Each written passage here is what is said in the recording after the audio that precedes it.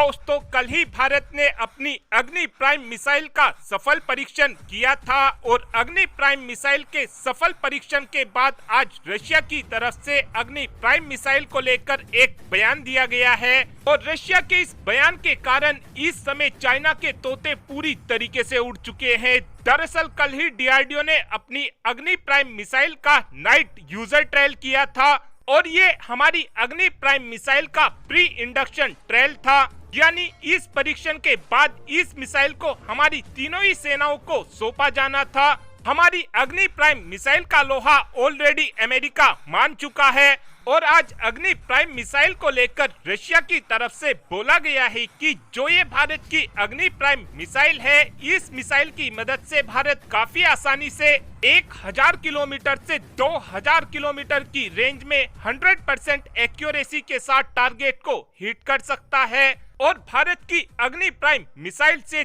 दुश्मन देश का बच पाना इस समय नामुमकिन है, क्योंकि भारत ने अपनी अग्नि प्राइम मिसाइल में अपनी सबसे अल्ट्रा एडवांस टेक्नोलॉजी को लगाया है और ये भारत की नेक्स्ट जनरेशन की मिसाइल है, जिसको रोक पाना बहुत ही ज्यादा मुश्किल है। रशिया के इस बयान के बाद चाइना के तोते पूरी तरीके से उड़ चुके हैं, क्योंकि रशिया का ये भी कहना है कि अग्नि प्राइम मिसाइल के आ जाने के बाद अब भारत हिंद महासागर के हर एक कोने पर मार करने में सक्षम होगा। और इस समय चाइना भारत की अग्नि प्राइम मिसाइल से इसलिए भी ज्यादा डरा हुआ है, क्योंकि अगर भारत और चाइना के बीच युद्ध शुरू हो जाता है और चाइना अपनी नौसेना के जरिए भारत के ऊपर हमला करने की कोशिश करता है, तो हम अपनी अग्नि प्राइम मिसाइल की मदद से अपने देश में ही बैठे हुए चीन के जंगी जहाजों को किसी भी कोने में डुबा सकेंगे। अग्नि प्राइम मिसाइल को लेकर रशिया की तरफ से ये भी बताया गया है कि पहले भी भारत की तरफ से अग्नि प्राइम मिसाइल का